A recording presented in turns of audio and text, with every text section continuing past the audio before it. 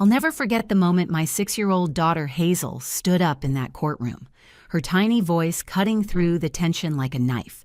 The judge had just asked her a simple question about living with mommy and daddy, and everyone expected another rehearsed answer. Instead, my little girl, wearing the pink dress with daisies that she'd picked out herself that morning, looked directly at Judge Patricia Thornwell and said something that changed everything. "Your Honor, should I tell you why Daddy really wants us? The thing he said about the money Grandma left in our names?" The entire courtroom froze. I watched Roland's face transform from smug confidence to pure panic in a matter of seconds. His expensive lawyer, Mr. Victor Ashford, started shuffling papers frantically. My own lawyer, Ms. Janet Riverside, grabbed my hand under the table, squeezing it tight. We both knew something monumental was about to happen. Roland jumped up from his chair so fast it scraped against the floor with a horrible screech. His face was red, veins bulging in his neck as he screamed at our daughter, "Shut up! Don't listen to her! She doesn't know what she's talking about!" But Judge Thornwell was already in motion. She slammed her gavel so hard the sound echoed through the courtroom like a gunshot. "Bailiff, detain him! Mr. Greystone, you will remain silent or be held in contempt of court." Two uniformed bailiffs immediately moved toward Roland, positioning themselves on either side of him. He stood there, fists clenched, breathing hard, looking like a trapped animal. The man who'd spent 6 weeks painting me as an unfit mother who'd walked into court that morning, sure he was going to take my children away, was watching his carefully constructed plan crumble. Judge Thornwell turned back to Hazel, her voice gentle but firm. "Child, please continue. You're safe here. Tell me what you need to say." What Hazel said next didn't just save our family. It exposed a betrayal that ran deeper than I ever imagined, a calculated scheme that had been months in the making. My name is Melinda Greystone, and until that moment in the courtroom, I thought I knew who I'd been married to for 10 years. Roland wasn't just trying to divorce me. He wasn't just trying to take our children because he thought I was a bad mother. He was after something much more sinister, and he'd been planning it since the day my mother Dorothy died 3 months earlier. You see, when someone files for divorce claiming you're an unfit parent, you expect certain things. You expect custody battles. You expect lawyers. You expect accusations and character witnesses. What you don't expect is for your 6-year-old daughter to reveal that your husband has been coaching your children to lie, manipulating them with threats, all to steal their inheritance. That morning had started like any other court day in this nightmare. I'd woken up at 5, too anxious to sleep anyway, made breakfast for Hazel and my 8-year-old son Timothy, even though my stomach was in knots and I couldn't eat a bite myself. I'd braided Hazel's hair the way she liked it, with the purple ribbon she said made her feel brave. Timothy had worn his little suit, the one we'd bought for my mother's funeral, and he'd been so quiet I could barely get him to speak. Roland had arrived at court in his Mercedes, wearing a $3,000 suit, looking every inch the successful real estate developer he wanted everyone to believe he was. He'd brought character witnesses, financial statements, even a child psychologist he'd paid to testify that the children would thrive in a more structured environment. Translation: with him, not with their grieving mother who worked part-time at the local library. For 6 weeks, he'd been building his case methodically. Photos of me crying at the grocery store 2 weeks after Mom died, testimony that I'd seemed distracted and emotional, even a manipulated story from our neighbor claiming she'd heard the kids crying when I was supposedly home. Each piece of evidence had been carefully curated to paint a picture of a woman falling apart, unable to care for her children. And I'd almost believed it myself. That's what happens when someone you trust turns your grief into a weapon against you. You start to question everything. Maybe I wasn't good enough. Maybe the kids would be better off with someone more stable, more successful, more put together. But then Hazel stood up in that witness chair, her legs swinging because they couldn't reach the floor, and she told the truth that would save us all. The money Grandma had left, the girlfriend named Veronica, the failing business, the months of manipulation and lies. All of it was about to come pouring out of a 6-year-old's mouth, and there was nothing Roland could do to stop it. 3 months after losing my mother Dorothy to cancer, I thought the worst was behind me. The funeral was over, the estate was mostly settled, and I was trying to find a new normal for me and the kids. I was working part-time at the local library, a job I'd always loved because it let me be home when Hazel and Timothy got off the school bus. Our house wasn't fancy, just a 3-bedroom colonial on Maple Street, but it was filled with laughter, homework sessions at the kitchen table, and bedtime stories every single night. Roland and I had been married for 10 years, and while things weren't perfect, I believed we were managing. He'd been distant since Mom's funeral, spending more time at his real estate office, coming home late smelling of expensive cologne that wasn't his usual brand. When he did come home, he'd go straight to his office, claiming he had contracts to review, calls to make, deals to close. "Mommy, why doesn't Daddy eat dinner with us anymore?" Hazel had asked one evening while I helped her with her coloring book. She was working on a picture of our family, and I noticed she'd drawn Roland standing far apart from the rest of us. "Daddy's working hard to take care of us," I'd told her, though the words felt hollow even as I said them.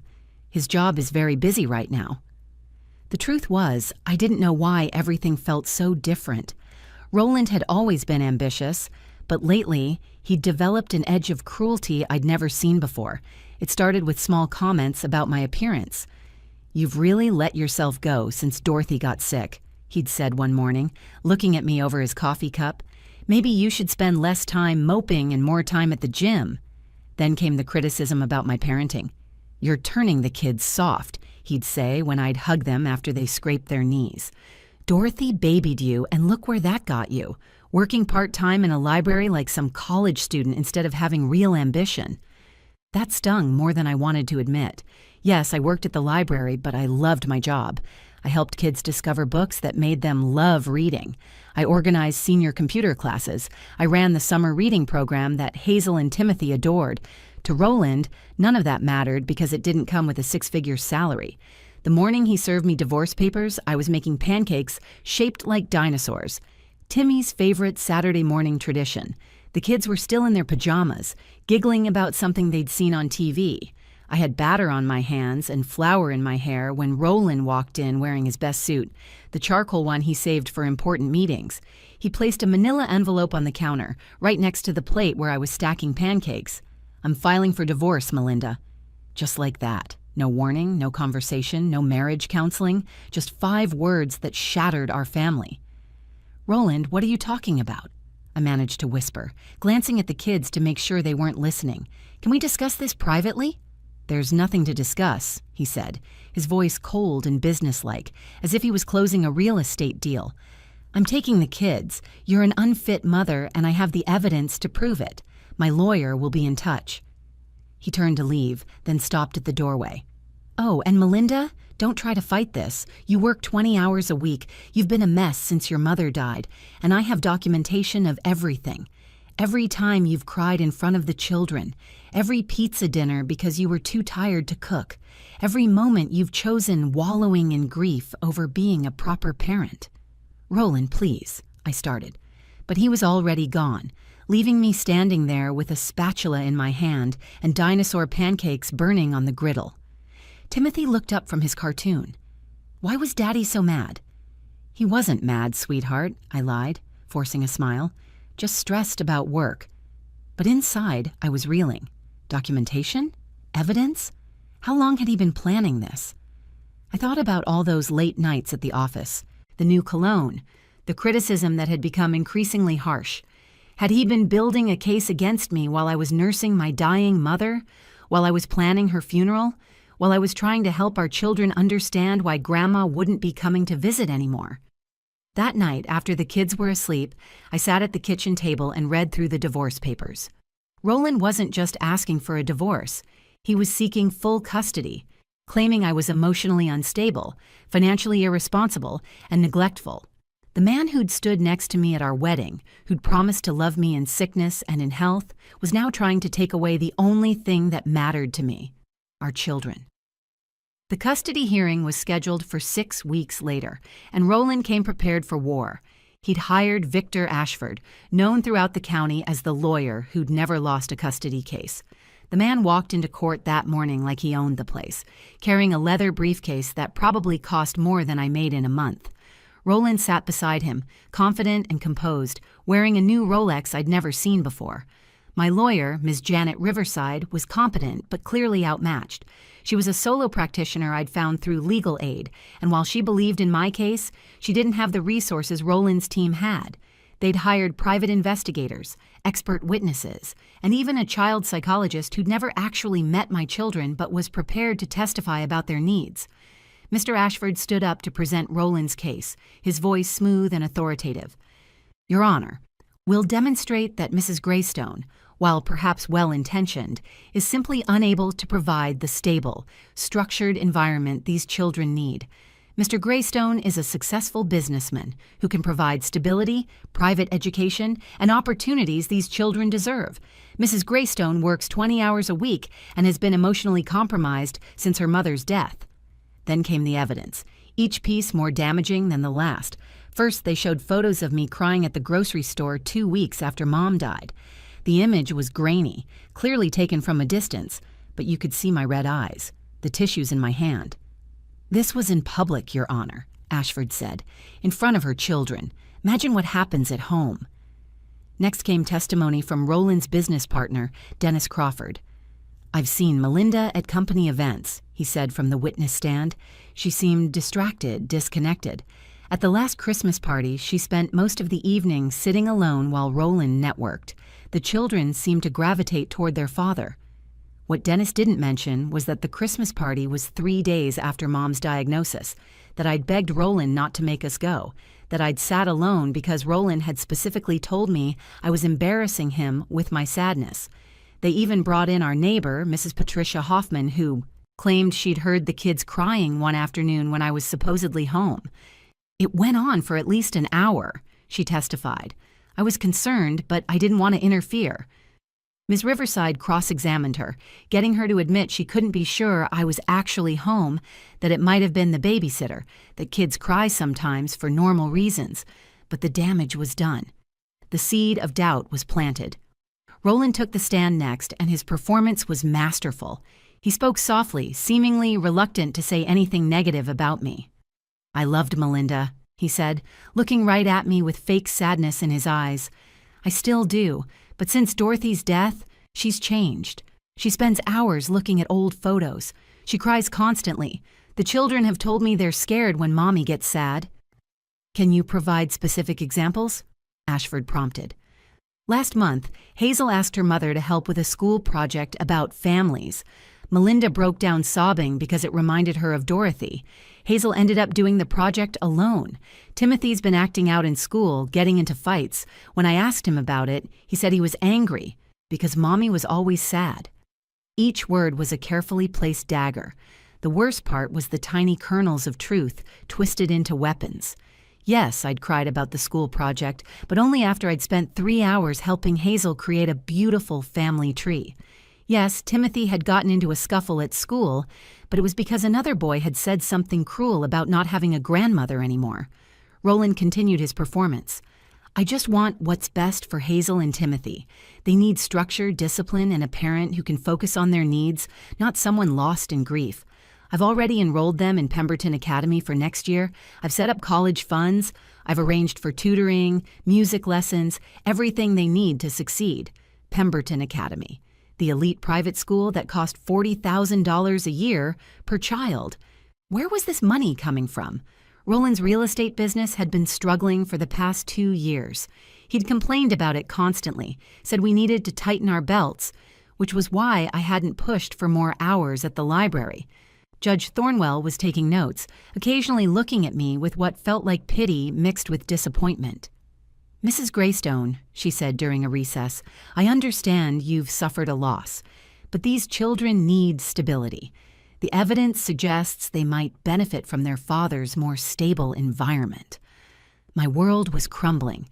Every bedtime story I'd read, every scraped knee I'd kissed, every nightmare I'd chased away seemed to count for nothing against Roland's polished presentation and deep pockets.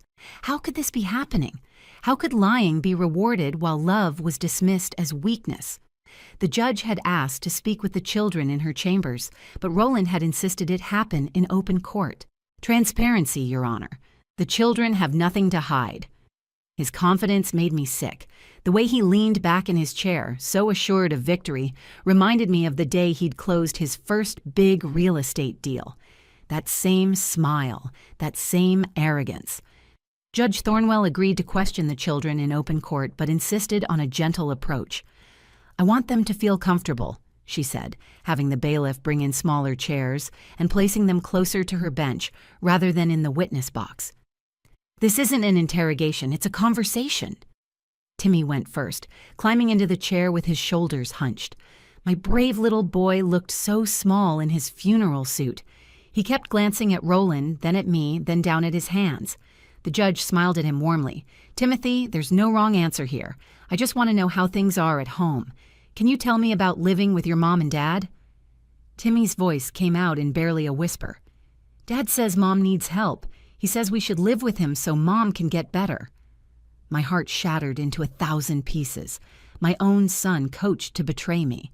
I wanted to scream that it wasn't true, that Roland had fed him these lines, but Ms. Riverside's hand on my arm kept me silent. "What do you think, Timothy?" Judge Thornwell asked gently. "Not what Dad says. What do you think?" Timmy squirmed in his seat. "I don't know. Sometimes Mom cries. Dad says that's bad." "Thank you, Timothy. You did great." The judge nodded to the bailiff, who helped Timmy down. He walked past me without making eye contact, and I felt my composure starting to crack. Roland reached out to pat Timmy's shoulder as he passed, the picture of a concerned father. Then it was Hazel's turn. She climbed up onto the witness chair, her legs dangling, not quite reaching the floor. She'd insisted on wearing her pink dress with daisies that morning, the one she said made her feel brave. Her purple hair ribbon, the one she'd worn to my mother's funeral, caught the light as she turned to face the judge. Judge Thornwell smiled kindly at her. "Hazel, sweetheart, can you tell me about living with Mommy and Daddy?" Hazel looked at Roland first. I saw him give her a small nod, his lips moving slightly as if reminding her of something. Then she looked at me, and I tried to give her an encouraging smile, despite the tears threatening to spill over. "Daddy said I should tell you Mommy cries too much and forgets to make lunch sometimes." Roland nodded approvingly. Mr. Ashford looked satisfied, making a note on his legal pad. Ms. Riverside's grip on my arm tightened. The court reporter's fingers flew across her keys, recording what seemed like the final nail in my coffin. But then Hazel continued, her voice growing stronger. "But that's not true, Your Honor. Mommy cries because she misses Grandma Dorothy, and that's okay because Grandma was wonderful. And Mommy never forgets lunch. She makes special sandwiches cut into stars and hearts. She puts notes in our lunch boxes every day. Yesterday mine said, 'You are my sunshine,' with a smiley face." The courtroom shifted. Roland's jaw tightened visibly. "Hazel, remember what we talked about in the car," he said, his voice carrying a warning. Judge Thornwell's expression changed immediately. "Mr. Greystone, you will not address the child while she's speaking. One more word and you'll be held in contempt." Hazel looked at the judge, then back at Roland, then at me. I saw something change in her face, a decision being made. She sat up straighter, gripped the arms of the chair, and took a deep breath. "Daddy told us to lie," she said clearly. "He made us practice in his office. He said if we didn't help him win, we'd never see Mommy again. He said Mommy was sick in the head because Grandma died, but that's not true. Mommy is sad, but she still takes care of us. She reads us stories every night. She helps with homework. She makes hot chocolate with extra marshmallows when we have bad dreams." The courtroom was completely silent. Even the court reporter had stopped typing, staring at Hazel in shock. Roland's face had gone from red to white, his hands gripping the table so hard his knuckles were white. "There's more," Hazel said, her voice smaller now but determined. "Something Daddy doesn't know I heard. Your Honor, should I tell you why Daddy really wants us? The thing he said about the money Grandma left in our names?" That's when everything exploded. Roland jumped up, his chair crashing backward, his control finally snapping. What came next would reveal the truth he'd been so desperate to hide, the real reason he'd orchestrated this entire charade. Roland exploded out of his chair with such force it toppled backward, hitting the floor with a crash that echoed through the courtroom. "Shut up! Don't listen to her! She's confused! She doesn't know what she's talking about!" His face was purple with rage, veins bulging in his neck, spit flying as he screamed at our 6-year-old daughter. Judge Thornwell's gavel came down like thunder. "Bailiff, detain him! Mr. Greystone, you will remain silent or be held in contempt of court." Her voice was sharp as steel, cutting through Roland's outburst. Two uniformed bailiffs immediately moved toward Roland, one placing a firm hand on his shoulder, forcing him back down into his seat.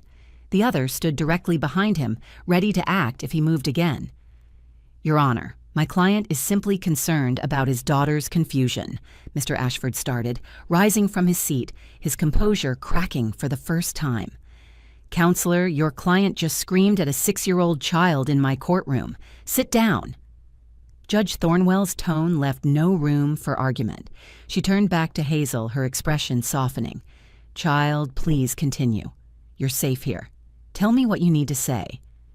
My brave little girl took a shaky breath, but her voice was clear. 3 weeks ago, Daddy was on the phone in his office at home. He didn't know I was playing with my dolls behind the couch. I like that spot because it's quiet and cozy. He was talking to someone named Veronica. The name hit me like a physical blow. Veronica. Who was Veronica? "That's his girlfriend, I think," Hazel continued matter-of-factly, "because I saw them kissing at his office once when he brought us there on a Saturday. He said he had to grab some papers, but then I needed to use the bathroom, and when I came back, they were kissing by his desk." The courtroom gasped collectively. Ms. Riverside's hand found mine under the table. Roland's face had gone from purple to ghostly white. Mr. Ashford was frantically whispering to him, but Roland wasn't responding, just staring at Hazel in horror. "Daddy was talking really excited on the phone," Hazel continued. "He told Veronica that Grandma Dorothy left money for me and Timmy, a lot of money. He said it was in something called a trust fund, and that if he got custody, he could control it until we turned 18. Judge Thornwell leaned forward. "Did he say how much money, sweetheart?" Hazel nodded. "He said there was almost $2 million. He kept saying $2 million over and over like he was really happy about it." $2 million. My mother had never mentioned anything about that kind of money. She'd lived modestly, saved carefully. Where had $2 million come from? "He told Veronica his business was in trouble," Hazel continued, each word another nail in Roland's coffin. "He said he owed a lot of money to some bad people and the banks wouldn't give him any more loans. He said, 'Once I get the kids, we can use their money to save the company and buy that beach house in Florida you wanted.'" Timmy suddenly stood up from his seat in the gallery. "I heard it too." His voice cracked with emotion. "I didn't want to say anything because Dad said he'd send Mom away if we didn't help him. But I heard him talking about the money too. He was in his car on speakerphone and I was in the back seat. He forgot I was there." "Timothy, please sit in the witness chair," Judge Thornwell instructed. Timmy practically ran to the chair, eager now to tell the truth. "Dad's been lying about everything," Timmy said, the words pouring out of him. "He made us practice what to say about Mom. He said she was crazy, but she's not. She's sad about Grandma, but she still takes care of us. She helps with homework every night. She makes dinner. Real dinner, not just pizza. Dad's the one who's never home. And when he is home, he just yells at us to be quiet so he can make phone calls." "There's more," Hazel said, her small voice cutting through the courtroom again. "Daddy told Veronica that Mommy was stupid and would never figure it out. He said judges always believe fathers who wear nice suits and have good jobs. He laughed about it, Your Honor. He laughed about taking us away from Mommy. He said once he had the money, he could divorce Mommy and throw her out like trash. Those were his exact words. Throw her out like trash." Judge Thornwell turned to Roland with fire in her eyes. "Mr. Greystone, is there a trust fund established by Dorothy Pemberton for these children?" Roland's lawyer scrambled through his papers, his composure completely shattered. "Your Honor, we weren't aware of any trust fund. This is the first we're hearing of this." "I asked Mr. Greystone, counselor, not you." Roland's voice was barely a whisper, all his arrogance gone. "Yes. And you concealed this from the court? You attempted to gain custody to access funds meant for your children's future? You coached these children to lie about their mother? You've been having an affair while painting your wife as an unfit parent?" The silence in the courtroom was deafening as everyone waited for Roland's response. Judge Thornwell's ruling was swift and decisive. She didn't even retire to her chambers to deliberate. Mr. Greystone, I've seen many custody cases in my 20 years on the bench, but rarely have I witnessed such calculated manipulation of both the court system and innocent children. You've committed perjury, concealed assets, coached minor children to lie under oath, and attempted to defraud them of their rightful inheritance. She turned to Ms. Riverside. Counselor, I'm granting your client immediate full custody with sole legal and physical rights. Mr. Greystone will have supervised visitation only, pending a full investigation by Child Protective Services and the District Attorney's Office for fraud, coercion of minors, and perjury. Your Honor, Mr. Ashford stood up, his designer suit somehow looking less impressive now. My client wishes to appeal. Your client is fortunate he's not leaving here in handcuffs, Judge Thornwell replied sharply. The trust fund established by Dorothy Pemberton will remain protected for the children's education and future, with Mrs. Greystone as the sole trustee. Mr. Greystone, you will pay child support of $3,000 per month, and you're ordered to stay away from the family home except during court-approved visitation. As we walked out of the courthouse, Hazel held my right hand and Timmy held my left. The October sun felt warm on our faces, like my mother's embrace from heaven. Mommy, I'm sorry Daddy was mean to you, Hazel said, looking up at me with those big brown eyes. I knelt down right there on the courthouse steps and hugged both my children tight. You were so brave, sweetheart, both of you. Grandma Dorothy would be so proud. You told the truth when it was hard, when you were scared. That takes real courage. She told me to tell the truth, Hazel said quietly, playing with the purple ribbon in her hair.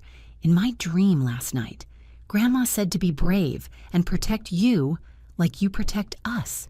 She said the truth always wins, even when liars wear fancy suits. Whether it was really my mother's spirit or just a brave little girl's conscience, I'll never know. But that moment taught me something profound that I'll carry forever. Sometimes the smallest voices speak the loudest truths. Sometimes children see through facades that fool adults. Roland had everything on his side. The expensive lawyers, the manufactured evidence, the carefully constructed lies, the practiced testimony. But he didn't count on one thing, a 6-year-old girl who loved her mother more than she feared her father. 3 months later, the full truth came out during the investigation.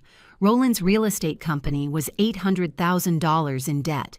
He'd been taking out loans he couldn't repay, making risky investments that failed, living far beyond his means to maintain an image of success. The Mercedes, the Rolex, the expensive suits, all of it was bought on credit he couldn't afford. His girlfriend Veronica, who turned out to be his secretary, left him the same week his company filed for bankruptcy. The trust fund my mother had established was even more than Hazel had heard.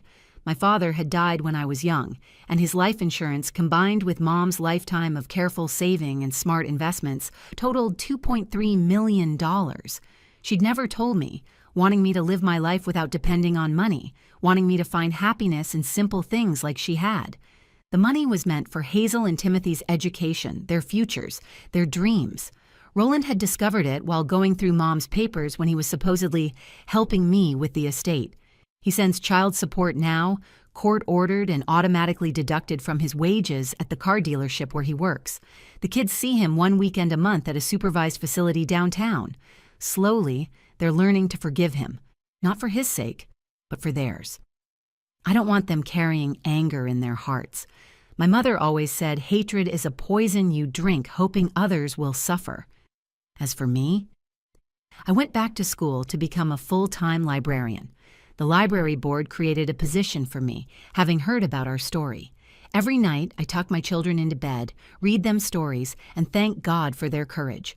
The trust fund sits safely in the bank, waiting for college and dreams my mother wanted to make possible.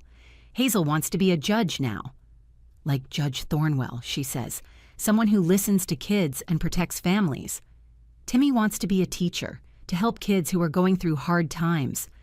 Hazel asked me recently if lying is always bad. I told her yes, lying is wrong. But telling the truth, especially when it's hard, especially when powerful people don't want to hear it, that's the bravest thing anyone can do.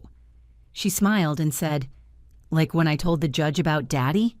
Exactly like that, baby. Exactly like that. Some battles aren't won with money or power or perfectly pressed suits. Sometimes they're won by a little girl who refuses to let injustice win, who stands up in a big scary courtroom and speaks the truth that everyone needs to hear. My mother always said the truth has a way of finding light, even in the darkest places. Turns out she was right, and she made sure her granddaughter knew it too. If this story touched your heart, please share it with someone who needs to hear it. Leave a comment below about a time when truth prevailed in your own life. And don't forget to subscribe to our channel for more powerful real-life stories that remind us all that courage comes in all sizes. And sometimes, the smallest heroes make the biggest difference.